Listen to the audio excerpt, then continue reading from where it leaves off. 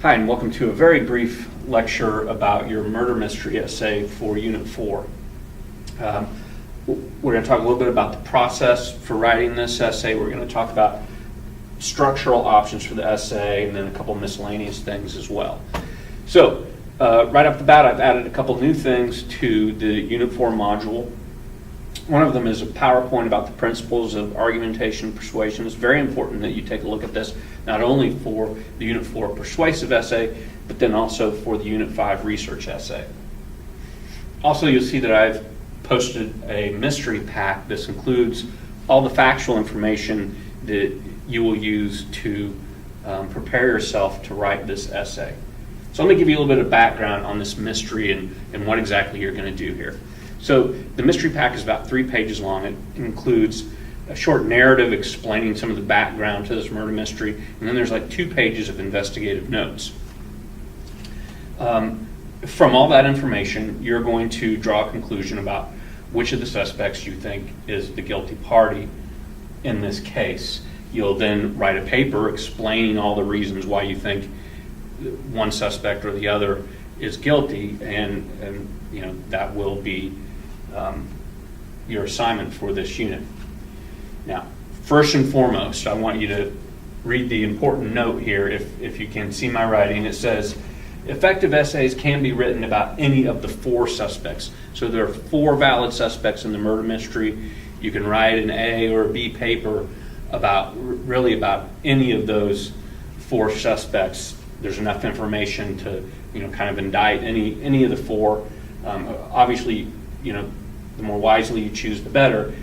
After the unit's completed, I'll tell you who the guilty party is, but I don't want you to be overly concerned with, why am I going to flunk this paper or something like that, because I didn't choose the actual guilty person in this case, and that's not how it works. You just have to try to gather as much evidence as you can to write an effective, persuasive paper about one of these individuals being guilty.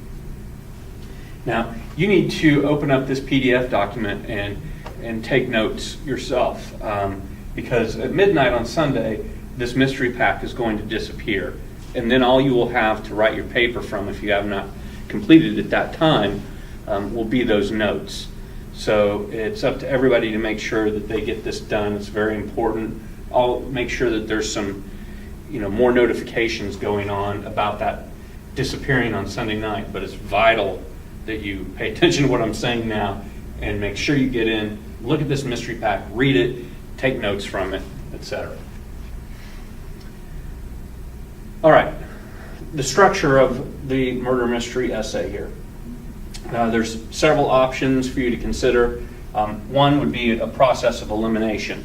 As you'll learn in the principles of argumentation and persuasion, one of the most persuasive tactics we can take in an essay is to acknowledge the opposition. So if you have 4 suspects, one really persuasive way to approach your readers is to say, well, I think it's suspect A. Now here's suspect B, and why suspect B might be guilty, but in the end, this is why suspect B is not guilty. Suspect C, suspect D. You kind of go through and explain why the other ones couldn't have done it. So that's one possibility. Crime scene reconstruction, you're going to have all these clues. There's enough information to kind of, in the mystery pack itself, to almost create a little map of the house. And you could think about where everything is in relation to each other, or all the details in relation to each other, and go about it that way. You could also just sort of prioritize major clues. As you get into it, you'll see there's a list of major clues, things that really contribute to how you understand the mystery. Or option 4 and beyond, whatever seems to be a logical approach to it is fine with me. And I encourage you to take those organic routes whenever they appear to you. Option 1 is usually the most common one students take after I mention it as a possibility. A couple of things to remember here that don't make any sense to you right now, but I need to say them somewhere, so please take note of this. These are details from the murder mystery that you really have to make sure you pay attention to.